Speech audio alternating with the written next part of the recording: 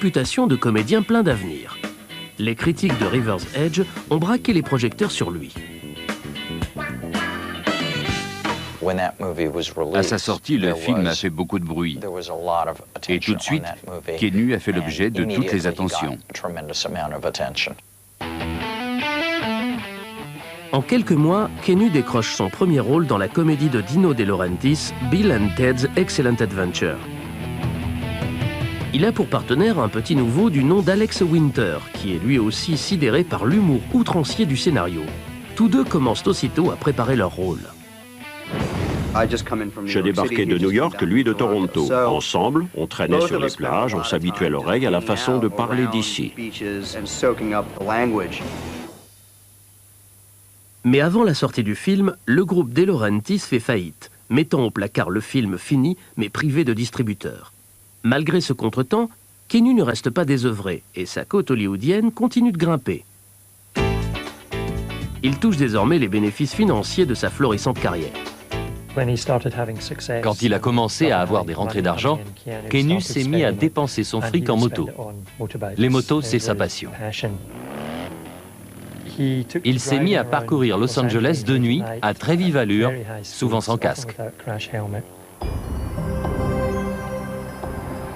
Au printemps 1988, son amour pour la vitesse manque de lui coûter la vie. Alors qu'il fonce sur le tortueux Topanga Canyon Boulevard, il perd le contrôle de son engin dans un virage en épingle à cheveux et vole dans les airs. C'était une mauvaise chute. On l'a évacué par hélicoptère et il a dû subir une ablation de la rate. L'accident laisse à Kennu une large cicatrice de 25 cm de long à l'abdomen. Mais même après ce rappel à l'ordre, il reste passionné de moto. Je pense que c'est une obsession chez lui, de voir jusqu'où il peut aller physiquement et mentalement, de tester ses limites. Au cours de l'année suivante, l'ambitieux acteur de 23 ans tient des seconds rôles dans plusieurs films produits par des grands studios. Mais la vie de Kennu change du tout au tout quand Bill and Ted's Excellent Adventure sort finalement en salle en février 1989.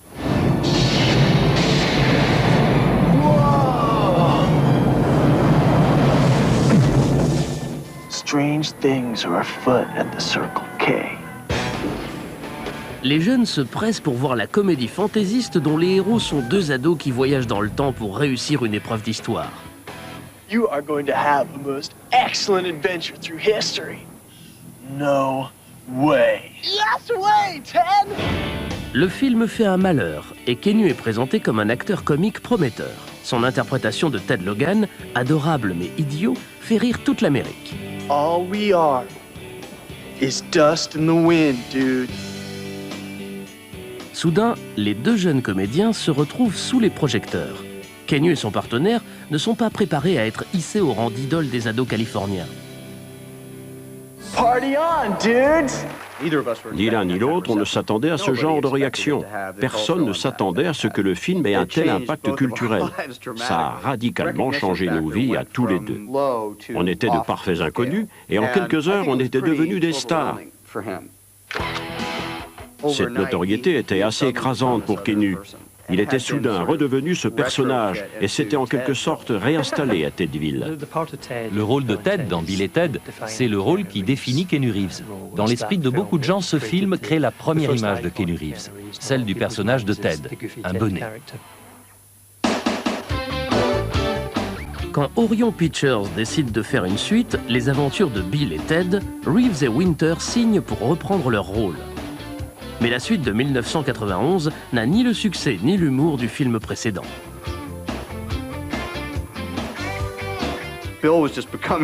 Bill était en train de devenir un ivrogne cynique. Ted, lui, ressemblait à un homme à la mer. C'était drôle pour un film, mais je pense que pour deux, c'était trop. Pour Kennu, l'immense popularité du film présente néanmoins un inconvénient. Sa performance convaincante dans le rôle d'un niais laisse certains penser qu'il l'est vraiment. À cause du succès du film et à cause de son excellente performance, les gens se sont mis à associer les expressions de son personnage à chaque interview, à chaque film qu'il faisait, et ça a contribué à propager le mythe. Les gens ont tout de suite tiré la conclusion hâtive qu'il était comme ça dans la vie. Il n'a pas été applaudi pour avoir tout simplement fait une performance fantastique. Désireux de retrouver des rôles plus sérieux, Kenu saute sur l'occasion pour interpréter un agent secret du FBI pour une réalisatrice prometteuse et prête à lui donner sa chance.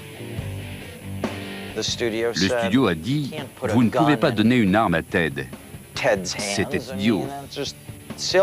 Catherine Bigelow a dû faire appel à toute son imagination pour dire « Je vois ça d'un autre œil ». Tourné sur les plages de Malibu, Point Break Extreme Limit met en scène Patrick Swayze dans le rôle d'un chef de gang surfeur braqueur de banque. Le gang est infiltré par le personnage de Keanu Reeves, Johnny Utah. Quant à Gary Busey, il interprète l'équipier franc-tireur de Keanu Reeves.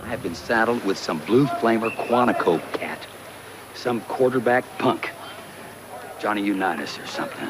The shit they pull, huh? Yeah. Hey, Angie, where's your guy? What?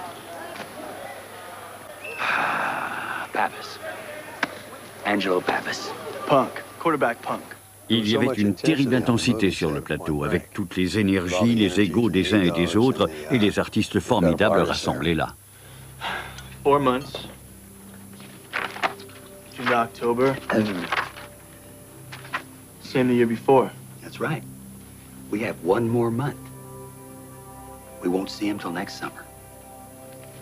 They're traveling on the money, going where the waves are.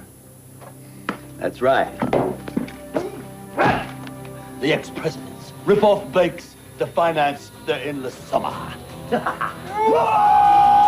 Kenu s'entraîne sans relâche pour ce rôle physiquement intense. Il apprend à surfer, à sauter en parachute et à se servir d'une arme.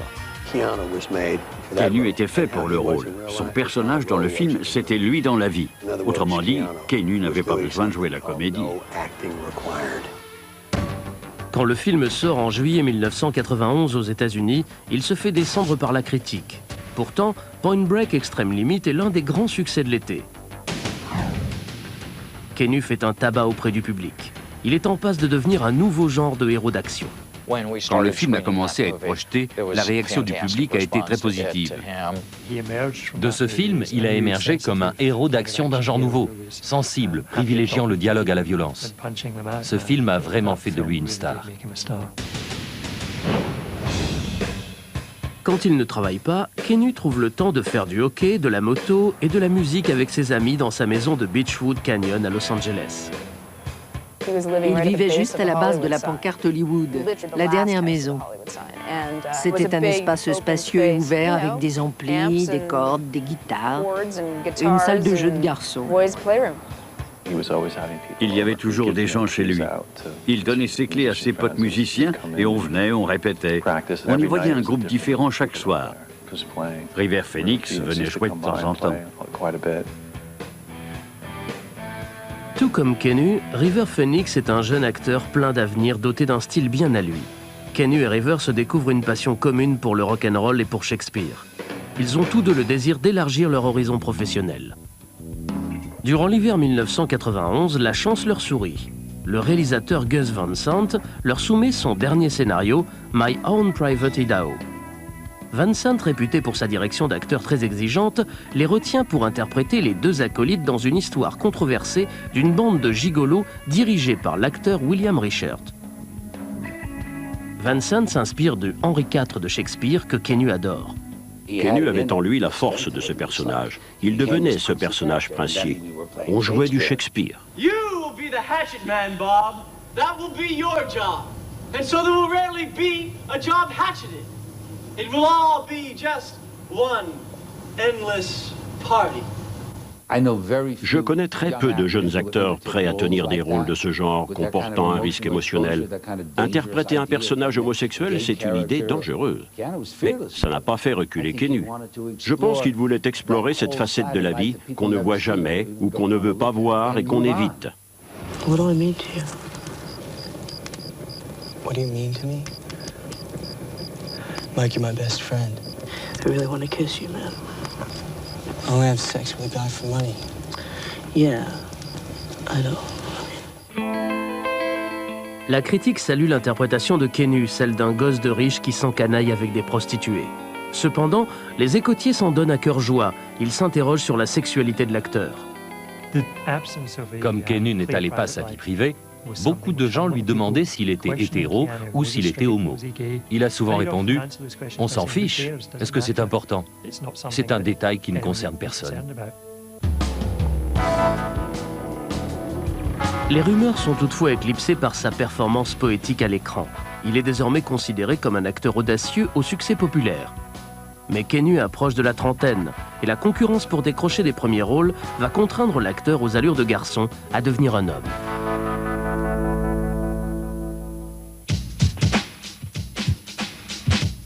En 1991, Keanu Reeves a convaincu la critique et le public. Mais ce qui lui importe le plus, c'est sa famille. Quand on diagnostique une leucémie à Kim, sa sœur, il se précipite à ses côtés. La famille, c'est très important pour Kennu. Sa sœur et sa mère sont les deux êtres dont il est le plus proche. Comme il a largement grandi sans figure paternelle, elles sont sa structure d'appui. Réservé quant à sa vie privée, Kennu évite les projecteurs et se concentre sur son travail. Pendant 2 ans, le comédien éclectique participe à plusieurs projets de réalisateurs réputés, parmi lesquels Francis Ford Coppola, Kenneth Branagh et Bernardo Bertolucci. Mais aucun de ces films n'a l'impact suffisant pour faire avancer sa carrière. Au cours de l'été 1993, Kennu s'intéresse à un film d'action, Speed. Mais la Fox cherche une star de tout premier plan. Ils m'ont stoppé net, ils m'ont dit « On considère le personnage comme un homme. Kennu, on le voit plus comme un jeune homme. » Mais Yann Debon, chef opérateur réputé pour son travail sur Piège de cristal, veut un visage nouveau pour ses débuts comme réalisateur. Mon personnage n'est pas ce genre de héros macho généralement décrit dans les films d'action. C'est un type qui pourrait être votre ami, votre voisin. En août 1993, c'est officiel, Kennu fera partie de l'équipe. Ses partenaires sont Dennis Hooper et Sandra Bullock, une petite nouvelle. Mais avant même le début du tournage, c'est la coupe de cheveux de Kennu qui occupe le devant de la scène. 2 semaines avant le tournage, il s'est rasé la tête. Le studio a manqué faire une crise d'apoplexie. Il les avait coupés vraiment très courts. Tout le monde n'avait qu'une peur. Ridicule, il faut qu'on attende que ça ait repoussé avant de commencer à tourner. Kennu a dit « J'ai traîné avec des gars des unités d'élite de la police et ils ont tous cette coupe à la tondeuse. Ils ressemblent tous à ça. » Kennu se lance à corps perdu dans son rôle très physique. Il décide souvent de réaliser lui-même les cascades dangereuses.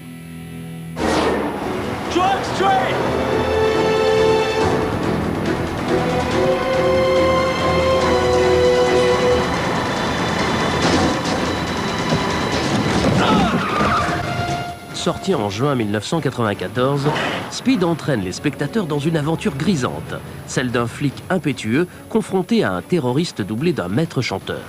There's a gap in the freeway. What? 50 feet. Jack, what if I shift into neutral and just keep the engine revving? No, you'd have thought of that. What then? What? Oh my God! Jack! Floor it. What? Floor it. Le film était en tête du box-office lors de son premier week-end sur les écrans. Il a été projeté tout l'été.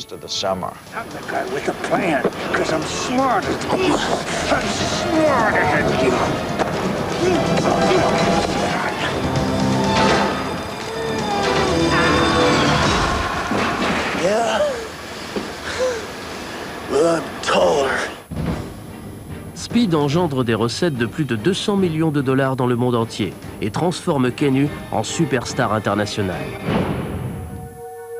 Mais le succès du film a un goût amer pour l'acteur.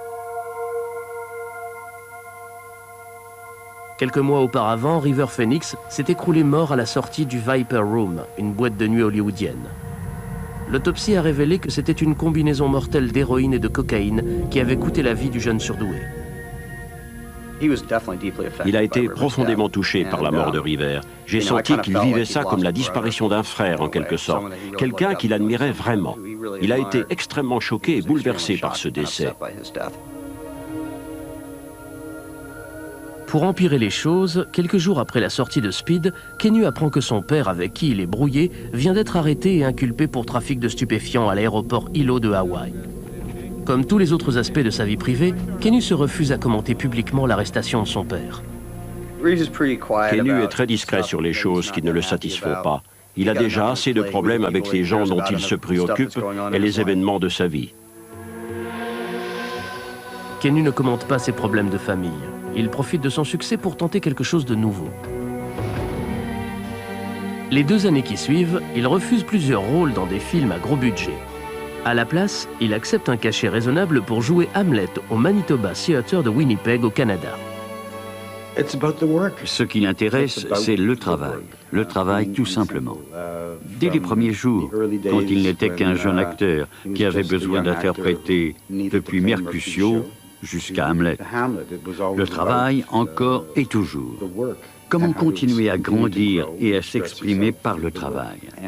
Le théâtre, le cinéma, c'est son exutoire. La décision de Kenyu de jouer Shakespeare ne fait que renforcer sa réputation d'acteur capable de tout jouer. Il a travaillé dur et sans interruption pendant un moment. Il pensait que c'était la chose à faire. Il est parti et il l'a fait pour des raisons sincères. Et il s'en est très bien tiré. Même si Kenyu est en position de demander un cachet de plusieurs millions de dollars, il voyage seul et on ne le voit quasiment jamais aux soirées hollywoodiennes. Entre 2 films, il prend parfois une chambre au château Marmont, un hôtel très branché de Hollywood, où rend visite à Kim, sa sœur. Kenyu ne reste pas en place. Il passe sa vie dans des hôtels. L'essentiel pour Kenyu concernant son mode de vie, c'est son travail. Il aime travailler. Kenyu mène une vie tranquille et simple. Pourtant, les rumeurs au sujet de sa sexualité le suivent toujours. En décembre 1994, les quotidiens populaires sautent sur une histoire bizarre. Il se serait marié avec David Geffen, un milliardaire de l'industrie du disque. Mais la nouvelle est vite démentie, car considérée ridicule. Au cours de ses interviews, Kenyu en rit ouvertement. Geffen a déclaré n'avoir jamais rencontré Kenyu. Et Kenyu a affirmé n'avoir jamais rencontré Geffen. Tous deux ont trouvé cette histoire très drôle. Kenyu la considère comme l'un des incidents les plus marrants de sa vie. Les gens essaient de lui créer une identité, car Kenyu refuse de la livrer à la presse. Je pense que ça le laisse très perplexe. Il prend beaucoup de plaisir à se taire et à jouer avec les journalistes. Plus tôt cette année-là, Kenyu a accepté le premier rôle dans une histoire d'amour d'après-guerre, Les Vendanges de Feu. Une aventure osée pour ce nouveau roi de l'action. There'll be someone for you, Victoria. You don't have to make me feel better. No, I believe that. I believe that there's a perfect someone for everyone. Someone who will love you no matter what. Il a pris une direction totalement différente. Il n'avait pas encore joué les héros romantiques. Malheureusement, il a trouvé ça très difficile. Ça ne lui est pas venu naturellement.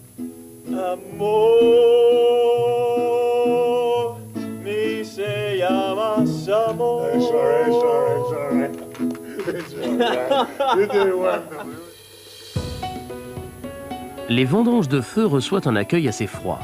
Kenyu se fait descendre par la critique. Kenyu se tourne ensuite vers un autre film d'action, Poursuite, avec Morgan Freeman et Rachel Weisz. Mais dès le début, c'est un désastre.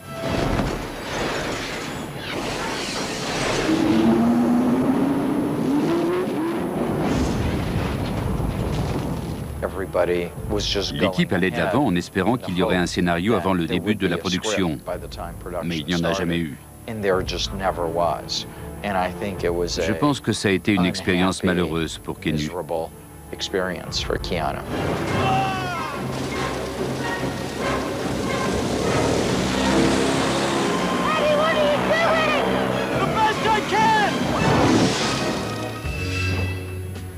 En 1997, Kenyu est à un carrefour, encore une fois préoccupé par sa carrière stagnante. Mais toujours prêt à relever un nouveau défi, Kenyu Reeves va retarder son retour en haut de l'affiche.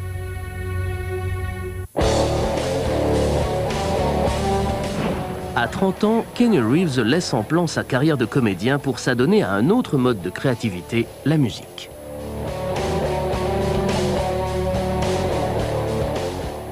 Il rejoint ses amis Robert Mailhouse et Brett Dumrose pour former un groupe Dogstar. Au milieu des années 1990, le trio commence à jouer au Viper Room, qui appartient à Johnny Depp, et dans la boîte de nuit de Los Angeles, le Troubadour. Quelqu'un a eu l'idée de faire un concert. Pour nous, c'était dur, car pour notre première apparition sur scène, on ne pouvait pas faire d'erreur. En effet, la presse n'était jamais très loin.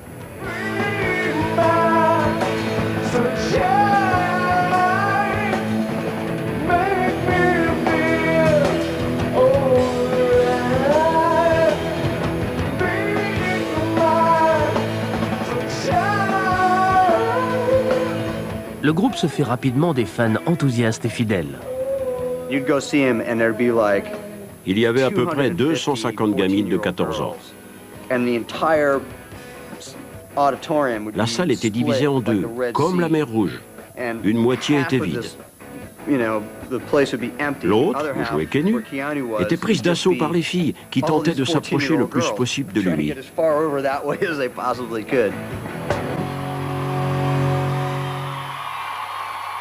Le groupe fait une tournée au Japon et en Angleterre. À l'automne 1995, il signe un contrat avec Zoo Entertainment. Mais le 26 mai, la carrière musicale de Keanu est momentanément interrompue par un autre accident grave. À l'époque, on avait tous une moto. Un jour, Keanu a voulu partir devant. Quand on est arrivé au Silver Lake Boulevard, on a vu des ambulances et des gyrophares. C'était Keanu qui était étendu par terre. Keanu s'en sort avec juste une cheville cassée. Quand il rejoint Dogstar, le groupe finit d'enregistrer son premier disque. Lors d'un événement dans le milieu musical, Keanu fait la connaissance de Jennifer Sim, assistante de David Lynch, le réalisateur de Twin Peaks. Keanu et Jennifer commencent à se voir et entament une relation sérieuse, l'une des premières admises publiquement par Keanu. C'était une fille très intelligente, créative, talentueuse et douce. Toujours très recherché à Hollywood, Keanu refuse de tourner la suite de Speed. À la place, il choisit de participer à 2 films indépendants à petit budget. En 1996, on lui propose un rôle difficile, celui de l'avocat sudiste ambitieux qui se laisse séduire par l'argent et la gloire dans L'Associé du diable. Mais d'abord, il doit se mettre en condition. J'ai rencontré Keanu, il avait 10 kilos de trop et une jambe dans le plâtre. Je lui ai dit, je vois ce personnage, la personne qu'il a le plus admiré dans sa vie, l'avocat charmeur, incroyablement raffiné, drôle et brillant. Who are you? Who are you? Never lost a case. Why do you think? Because you're my father. I'm a little more than that, Kevin. La dernière scène de L'Associé du diable est surprenante, car Keanu est confronté à une incroyable peur, et en même temps, il fait preuve de courage. Face it, you started looking to better deal her the minute you got here. That's not true. You don't know what we had. You don't know anything about it. Hey, I'm on your side. You're a liar! Après ce travail intense tant sur le plan physique que psychologique, Keanu reçoit le scénario d'un film d'action, Matrix. Il est tout de suite intéressé.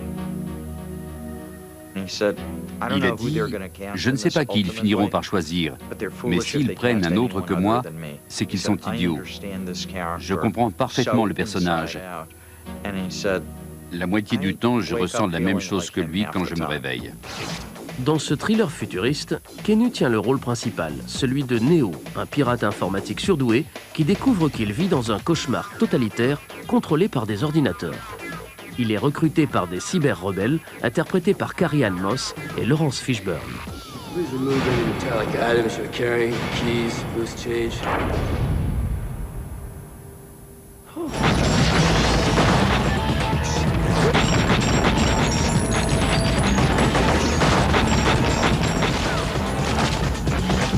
Les cinéastes Larry et Andy Wachowski associent des effets spéciaux révolutionnaires à une vision imaginative et aux combats d'arts martiaux du cinéma de Hong Kong. Pendant 5 ou 6 mois, on a répété cette chorégraphie chaque jour. Et le résultat final, c'est ce combat très fluide, bien enchaîné.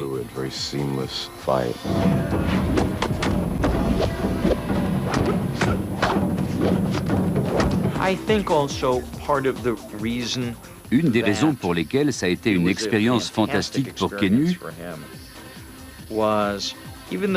c'est qu'en dépit du fait que c'était pour un grand studio, aussi étrange que ça puisse paraître, il a été fait avec un soin méticuleux, comme un film indépendant. C'était un film d'auteur.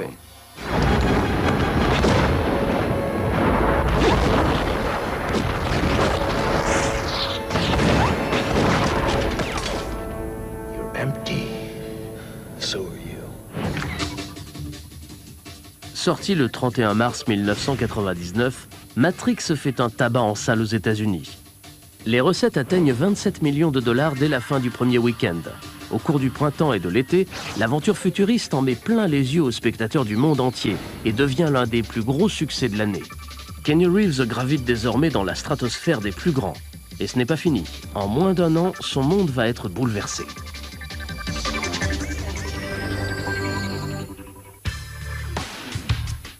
À l'automne 1999, Keanu Reeves, au top de sa carrière, est aux anges. Il vient de signer un contrat pour tourner 2 suites à Matrix, pour 30 millions de dollars. Dès le premier jour, il était clair qu'il tournerait les autres Matrix. La seule chose qu'il a dû trouver intimidante, c'était le niveau d'engagement que ces 2 films allaient exiger de lui. Pendant 6 mois, il s'est entraîné physiquement. C'est très lourd de s'entraîner chaque jour, du matin au soir. Et il a tourné les 2, donc ça a duré 1 an, en tout. Mais il s'est bien éclaté. Cette année-là, Keanu saute de joie quand sa petite amie Jennifer Sim découvre qu'elle est enceinte. Le couple ne vit pas ensemble, mais Keanu achète une maison pour Jennifer et le bébé, une fille dont il a déjà choisi le prénom, Ava.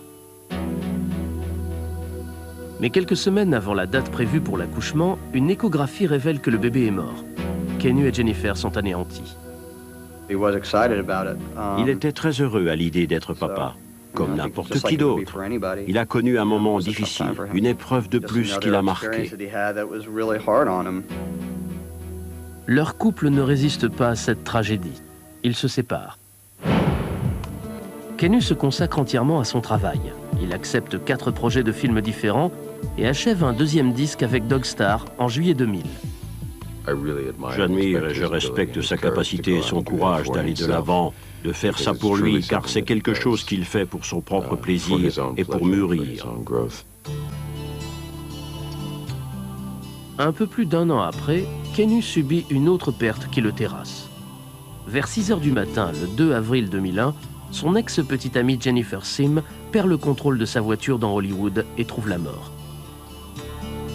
La police découvre des antidépresseurs et un peu de cocaïne dans son véhicule. Quand il apprend la nouvelle, Keanu est à San Francisco où il prépare Matrix Reload. Bouleversé, il s'envole pour Los Angeles pour aider à l'organisation des obsèques. C'était vraiment très triste. C'était une fille très gentille et tout le monde l'aimait. Je ne sais pas comment encaisser ça. J'ignore comment les gens le vivent. J'ignore comment Keanu fait pour s'en remettre. Ça l'a profondément touché. Depuis, il fait très attention à ne pas en parler. Malgré les questions pressantes de la presse et du public, c'est un événement que Keanu évoque très peu.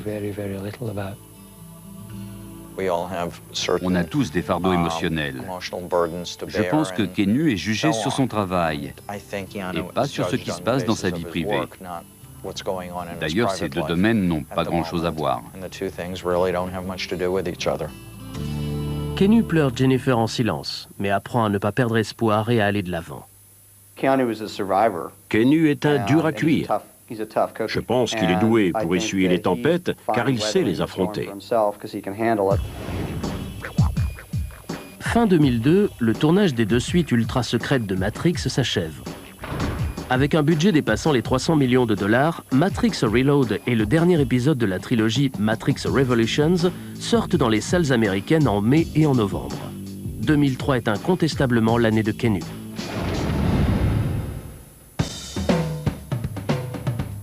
Keanu Reeves a passé sa carrière à se faire une place unique, ne reculant jamais devant les expériences nouvelles, ni devant les rôles controversés. En 2 décennies, il est apparu dans presque 40 films et il a tenu les premiers rôles de 2 des plus grands films d'action des années 90. Sexy mais mystérieux, Keanu est invariablement salué pour son éthique de travail, son intégrité, son humilité et sa sincérité peu hollywoodienne. Et son étoile est toujours montante. Sur le visage de Keanu, on voit quelque chose de très vulnérable, quelque chose qui vous pousse à l'aimer. Tout le monde adore quand il fait son fameux « waouh » dans le rôle de Ted. Keanu est un acteur qui aime travailler. C'est quand il travaille qu'il est le plus heureux. Donc je lui souhaite d'avoir toujours du travail. Keanu est infatigable. Il va se lancer dans beaucoup d'entreprises difficiles et je pense que c'est ça le vrai test du comédien. En étant fidèle, pur et honnête et en traversant les mêmes épreuves que les autres. Le futur commence maintenant et celui de Keanu s'annonce bien. Keanu va faire beaucoup d'autres films, mais dites-lui qu'il doit être au lit à 20 h.